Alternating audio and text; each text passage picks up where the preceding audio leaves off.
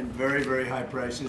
Prices are coming down, and they're very, very far down on energy. Energy's come. In fact, we hit a very important number, sacred number.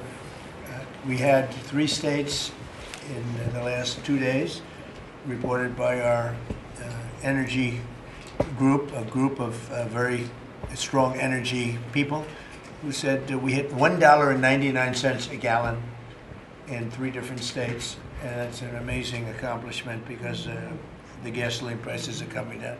When gasoline comes down, everything, it's such a big category that when gasoline comes down, sort of everything sort of follows. But we inherited a mess. Affordability, but you can call it affordability or anything you want, but the Democrats caused the affordability problem, and we're the ones that are fixing it. So it's a very simple statement. They caused it, we're fixing it, and they have a tendency to just say this election's based on affordability, and nobody questions them, John. You know, nobody says, "Oh, well, what do you mean by that?" They just say the word. They never say anything else because they caused the problem, but we're fixing the problem.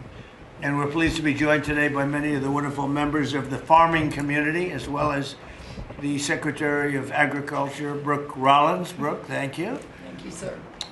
Treasury Secretary Scott Bessent. Thank you very much, Scott. Senator John Bozeman. Thank you, John. Good job. John Hoeven. Thank you, John. And Deb Fisher. Thank you very much. As well as Representative Austin Scott, who's been with us right from the beginning. Thank you, Austin. Good job.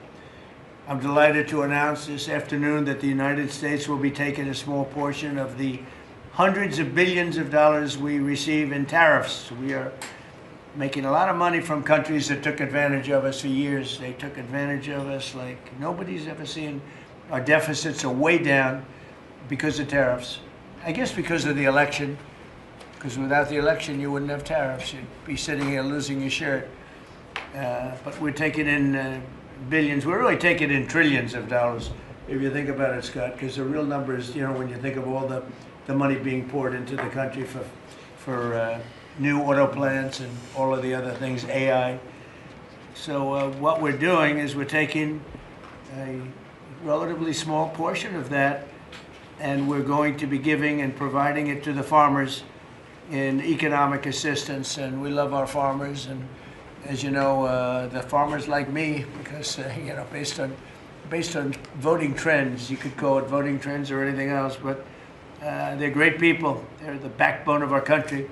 So we're going to use that money to provide $12 billion in economic assistance to American farmers. $12 billion is a lot of money, Merrill. What do you think? Peanuts for you, though, right? Peanuts. She's a farmer of rice. This relief will provide much-needed certainty to farmers as they get this year's harvest to market and look ahead to next year's crops, and it'll help them continue their efforts to lower food prices for American families. And again, we inherited something that we inherited the worst inflation in the history of our country, and we're taking care of it. Farmers are an indispensable national asset, part of the backbone of America. I've always felt it so strongly. They're so important. Unfortunately, under sleepy Joe Biden, he was a sleepy guy, our farmers were crushed by the worst inflation in modern history and crippling restrictions on energy, water, and countless other necessities for farmers. And what they did to the farmer in terms of putting the brakes on was just absolutely unacceptable. In my first term, we had an agricultural trade surplus by a lot. We had a big surplus, meaning we were exporting American agricultural products all over the world, making a net profit, and in many cases a very substantial profit. He came in and ruined it. Biden turned that surplus into a gaping agricultural deficit that continues to this day, but we're knocking it down. It's starting to go very good. In fact, China, as you know, is buying a tremendous amount of soybeans, and the number, I spoke with President Xi recently, very recently, and I think he's going to do even more than he promised to do. So I think the relationship is a very good one. I think he's going to do more than he promised to do, and what he promised to do is a lot. So we're very happy with that. In the last year, Biden bankruptcies rose by 55%, having to do with farms. So farm bankruptcies under Joe Biden went up 55%. That's not good. But now we're once again in a position where a president is able to put farmers first. But unfortunately, I'm the only president that does that. On day one, I terminated the Green New Scam. Energy prices are down. Gasoline prices are down. We've slashed record numbers of crippling regulations, and we're working on huge trade deals, already securing $60 billion in agricultural purchase commitments. And, you know, Biden made none. He didn't make any trade deals having to do with the farmers or any of it. It's crazy. China committed. He was the worst president in the history of our country, by the way, in case anybody has any questions. China committed to over $40 billion of soybean purchases, and that's a commitment. And I asked President Xi if he could even up it. And I think he'll do that. I mean, not a commitment. 40 billion is a commitment, but because I really want to make sure that you and the world gets to hear from our farmers. So a couple of quick points. Number one, this country and our farm economy is facing a crisis that we inherited that most of these farmers have not seen. Infrastructure. Instead, we are moving our products out across the world. Having said that, and we have been listening to the farmers for the last 10 months, 11 months, sir, that the bridge that is needed to get from the last administration and what basically happened under the last president and the last U.S. Department of Agriculture to this new golden age for farmers, where instead of farming for government checks, they can farm to feed their family and sell their products and pass it on to the next generation, that this bridge is absolutely necessary based on where we are right now. So taking in, you know, hundreds of billions of dollars, and we're giving some up to the farmers because they were mistreated by other countries for, I don't know, maybe right reasons, maybe wrong reasons. They weren't, they were trying to show us something, and it's really worked out really well. But because of the tariffs, this is possible. The other thing I'd like to add before going to Scott, and I think it's very important, we're going to also give the tractor companies, John Deere and all of the companies that make the equipment, we're going to take off a lot of the environmental restrictions that they have on machinery. It's ridiculous. I know because I buy a lot of that machinery for different things. We have a lot of big clubs with, you know, hundreds, thousands of acres. And I buy a lot of stuff, and you buy it, it's got so much equipment on it for the environmental, it doesn't do anything, except it makes the equipment much more expensive and much more complicated to work. And it's not as good as the old days. And we're going to take a lot of that nonsense off of the equipment, which is going to reduce, and we're going to do it, and we're going to say you're going to reduce the prices. We're not going to do it and they're not going to reduce. They're going to have to reduce their prices because farming equipment has gotten too expensive.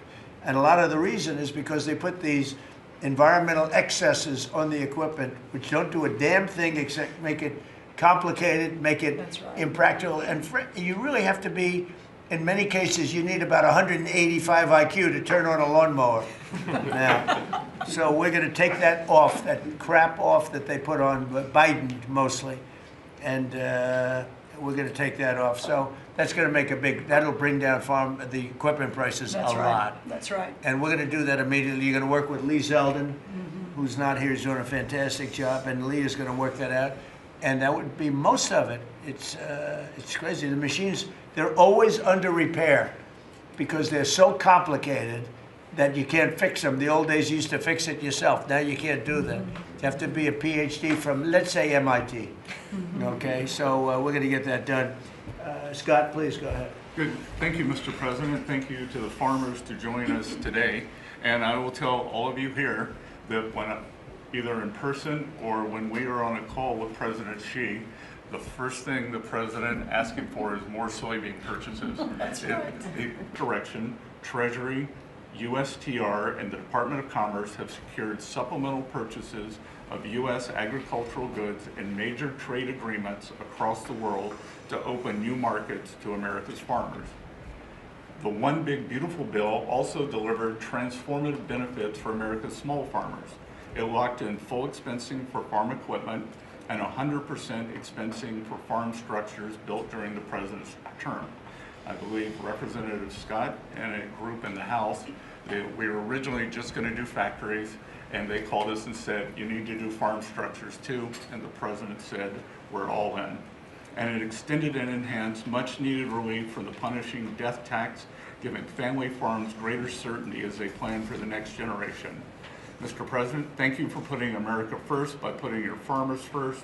Through pro-growth, pro-farm agenda, you are ushering in a new golden age of American agriculture, and Treasury is proud to help in this. Thank you, Scott. You know, without it, we wouldn't be able to help you. We're making our country, we're the richest country in the world now. And, you know, we have a big decision. Hopefully we're going to get the right decision. It's such a big thing in the Supreme Court right now. And we have a lot of bad people opposed to us, people that hate our country. Other countries are involved, some real sleazebags that I know, political sleazebags. And they're trying to take that away from us. And we have other methods, but they're not as powerful. They're not as quick. Some of the wars that I solved wouldn't have been solved using those methods. So it's a very important thing, the tariff. The decision of the Supreme Court's a very important thing. And Scott, we can do it other ways, but it's slow and it's cumbersome, and it doesn't have the power. It doesn't have the national security power that what we have. So I hope we're going to be successful. That's all I can tell you. Austin, please. Thank you, John. Well, first of all, President, thank you for the selection of Brooke Rollins as Secretary of Agriculture. That was a big first step. You want to keep her? Absolutely. Can I Absolutely. butt in and second that? She's not only her, but her staff does a tremendous job. I agree. And Remember we really eggs? do Remember we came in appreciate and all she does. Absolutely. the people in the media, I'm going to be nice, people in the media were 3 days into offices, you right? They're saying egg prices are up like 90% more than that. And I said, I just got here. I didn't know about it. I just anyway. She got those prices down to below what they were before. She's doing a great job. Now beef is starting to come down, and some other things are starting to come down. Again, we inherited these problems, but we're getting them down. Go ahead, please. She is a fact-based decision maker, and the egg issue is where I learned about her. She said, we're not going to use a vaccine that doesn't work. We're going to develop a vaccine that does. Right. And that is 100% what it takes. And so we have to make decisions based on facts. And President Trump, the trade issues, I want to thank you for exposing what other countries are doing to us. Yep. I want to mention one specifically for the benefit of Kevin and Scott. I hope they're paying attention to it, but the European Union deforestation regulation, where they are imposing on our landowners rules that were established for Brazil, and now they're telling the American farmer what they can and can't do on their own land through this European Union deforestation regulation. Now, what does that tell? Explain that. They are telling the American farmer that if their timber is cut and they are going to use that land for pasture land. It also included the Farmer Act, which was my bill to make crop insurance more affordable.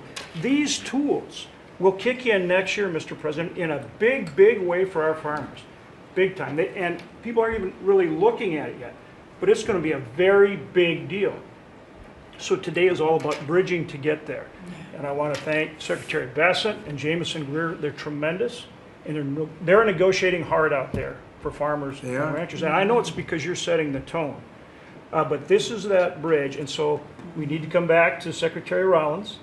Thank you. Your leadership on this was vital. And Mr. President, you're right, they love you in farm country out there. All you have to do is drive out and see the flags and the signs all over the fields. On the hay bales, right? It's a great honor. They're great So, people, the best people. This is really important. Really important for our farmers and ranchers. Thank you very much. You're doing a great job too, John. Thank you. And whatever we need, we get through the Senate, we get through the House, we'll get it done. I think we'll start maybe with Court Hollow, and you come from a place that I'm very happy with. I hail from the great state of Iowa. I'm surrounded here by some of the greatest farmers in the area and from across the country. Anything from rice farmers, we've got all sorts of cotton farmers, everything. Everything is here represented so well. And first off, from me, I want to say thank you for this bridge payment. It's Christmas early for farmers. And just to kind of have an icebreaker here for the story, I've got a 2-year-old little boy at home. 2-year-old little boy and a 4-month-old little girl. And the other day I was reading my little boy a story at night, putting him to bed, and he said, "Daddy, I don't want Santa Claus to come to our house for Christmas. I want President Trump." and I think, Mr. Trump, I think you brought Farmers love what they do. Yeah, That's true. Well, our farmers can feed this nation and many nations abroad, but we need fair trade, not free trade. And so we appreciate what you've done today. We appreciate what you did in the big, beautiful bill. I mean, my word, you really changed reference prices.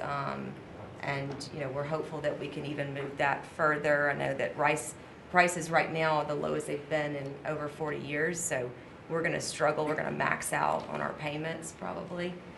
So that's something that I know those in Congress can potentially help us with to change. But again, we appreciate everything you're doing. That's solved so quickly with tariffs to these countries that are illegally shipping. It's solved, your problem is solved in one day. That's why we have to win the Supreme Court case. In one day, that problem's solved. It's so unfair. They go out of business. They put everyone out of business. That's what they did to our car industry. We lost more than 50% of our car industry because of that. We lost our chip industry. It went to Taiwan because of that. If you had a president that said, no, you can't do that, it's 100% or 200% tariff on chips if you make them outside of the United, we would have never lost our chip industry. But we're going to have 40 or 50% of it back very shortly because they're all coming in now from Taiwan. They're building chip companies. But it's the same thing with rice. Thank you, darling, Yeah. very much. Thank Really you. nice. It'll be good. We'll Thank you. get it solved very quickly. We just need the countries. We just give us the names of the countries. Yeah. Tariffs, They again, own the it largest solves the problem in 2 minutes. Yeah, they've bought the largest brands at retail too, right? So they have an incentive to subsidize their products so that they can keep it on the Yeah, shelf. who did that? The Indians own the two largest brands. Then we'll take care of it. Thank It's so easy. So, do you have any questions? Yes, President Trump. How are How you? about keeping it on farming? Your team answered all of my questions on Votes. farming, but I do. Do you have a farm Mr. question? President, in the interest of affordability with this aid package, I assume that that's something you want consumers to see before midterms next year. How quickly will that affect prices at the grocery store? Well, I think the prices are going to be going down already. I mean, the prices are way down. We brought prices way down from what it was. We inherited high prices. We inherited the biggest inflation in the history of our country. That means prices going up.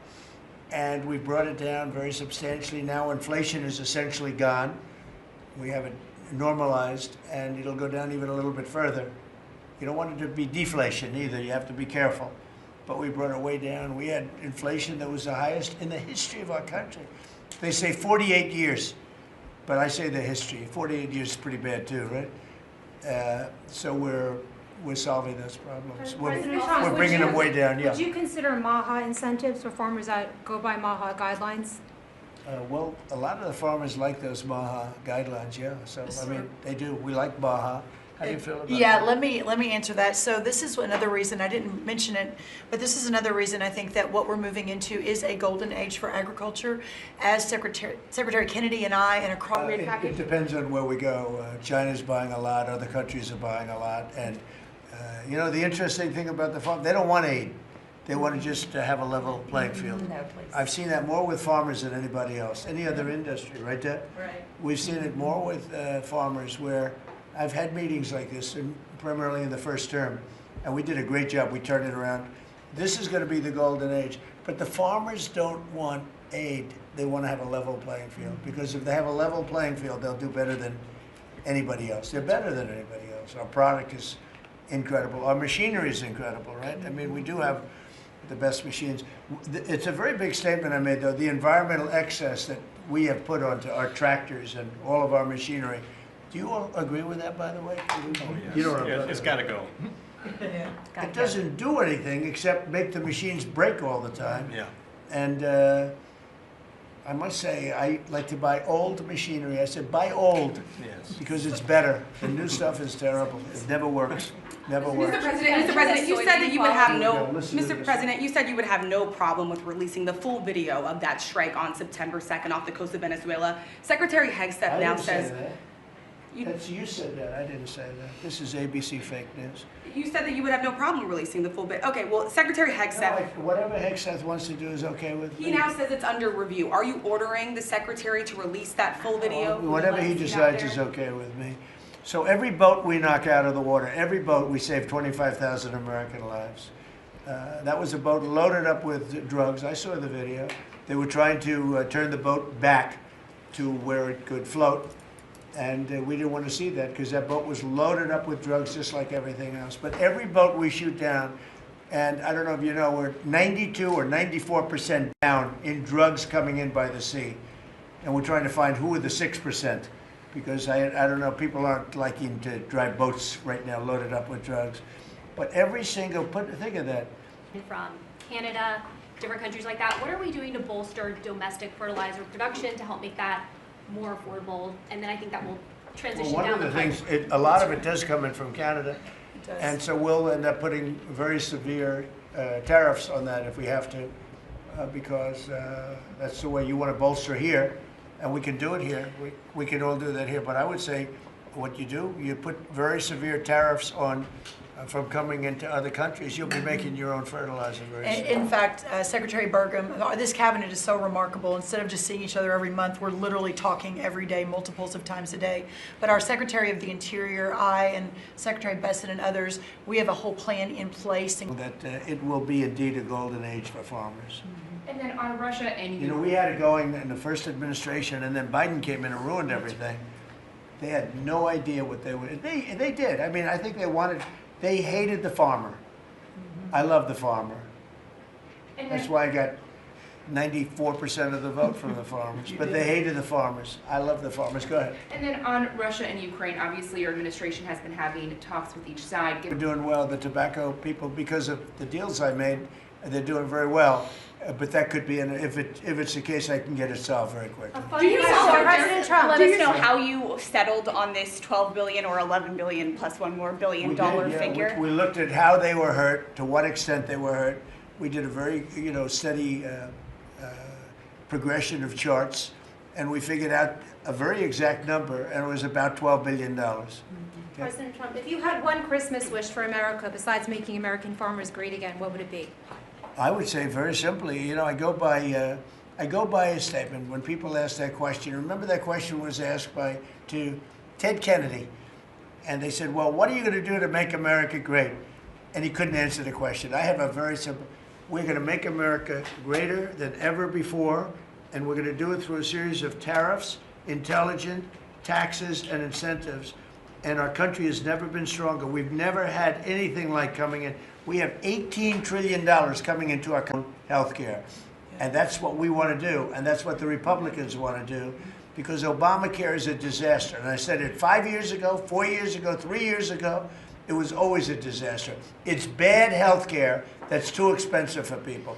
And now your premiums, and you said it better than I said it. You said the Obamacare premiums are going to go up. They're going way up. And what I want to do is have the money, and you know who's getting that money? A lot of it is the insurance companies. I want the people to get the money and go out and buy their own health care. And everybody wants that, right? Okay. When Mr. President's putting that bill on the floor, sir. Do you have any reaction on the fine that was imposed to X by the European For Union? what? To X, to the platform X, the fine Wow, that the that European was Union pretty imposed. amazing. You're talking about, is that European Union, or is it who to do what's right? It's so very important to do what's right. Paramount is supported by Jared Kushner, Mr. President. Would that impact your decision? If Paramount is, I don't know. I've never spoken to him about it. He's really trying to work on Gaza. I think his primary thing is Gaza. If you're making house visits on Christmas Eve, as he suggested, does the beast need to be fitted with sleigh rails? You want to answer that question? Absolutely. We should put sleigh rails on the beast, yes. Madam Secretary, do you support that? Go ahead. That Republican plan that you just talked about when it comes to health care, when do you expect Republicans to put Oh, that we're on? looking at it very strongly, and we're also going to the Democrats and asking them to do it. The Democrats want to make the insurance companies rich. They're all paid off by the insurance companies. A tremendous amount of the insurance company funding goes to Democrats. Why don't you ask that question of the Democrats? Because I would love to do it. I'd love all of the money to go to the people. They go to the people. You know, I put that out 2 weeks ago. It became #1 viral. People love it about the blue slip because I'm telling you, John, I put up great people, top people, highest education, the best lawyers to be like U.S. attorney, and both senators. It only takes one. But if they're Democrat senators, they say, we're not going to approve it. I had a couple of them say, why don't you appoint Democrats? All because Senator Grassley, with his blue slip stuff, will not let anybody go by. By the way, the Democrats have violated the blue slip provision on numerous occasions. But we don't do it. And what it means is, I guess I just have to keep appointing people for 3 months and then just appoint another one. And it's a very sad situation. We're losing a lot of great people. We have about 7 U.S. attorneys who are not going to be able to keep their jobs much longer because of the blue slip. Because unless, I think I know why they did that, to protect their ass. Okay, that's why they did that. But it should be done away with. I want to be able to appoint the most highly educated, the most respected people. They can't keep their jobs because of the blue slips. Terrible. Okay, thank you very much, everybody. Thank you. The farmers, let's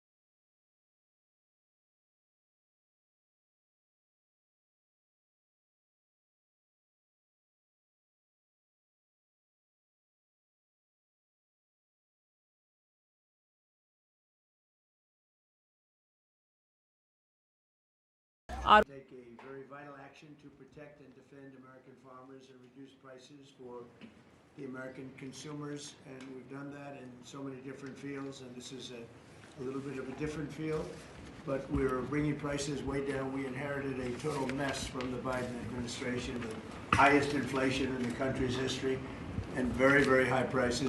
Prices are coming down, and they're very, very far down on energy. Energy's come, in fact, we hit a very important number, sacred number.